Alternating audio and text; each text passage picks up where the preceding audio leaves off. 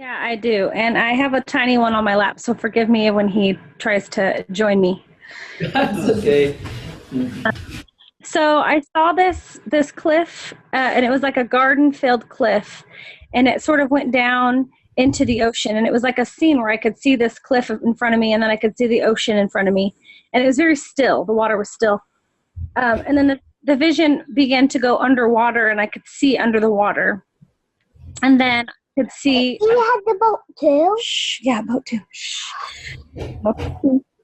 And under the water was a shark, and I began to follow the journey of the shark, and the shark just began to go deeper underwater, and I could. Yeah, talking shark. Okay, shh, yeah, it's a talking shark. And as I followed this guy all the way down, it just began to show that he was going deeper and deeper and deeper, and that was the journey that it was on. And then the very next scene, and this is a little PG-13 for little ears if they're listening.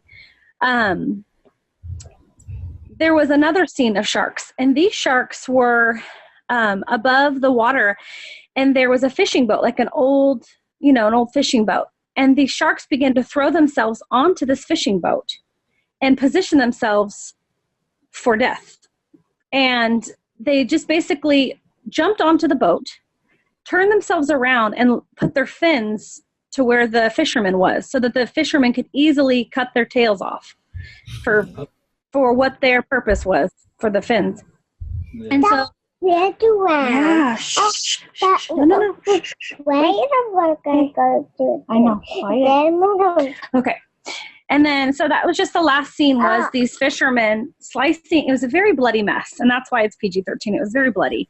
But you could just see them slice these tails off and throw the rest back into the water. Like the rest of their bodies didn't really matter. It would just slice the tails off and they'd fall back in. And then another shark would climb on board, position itself, and so on and so on. And so that was it.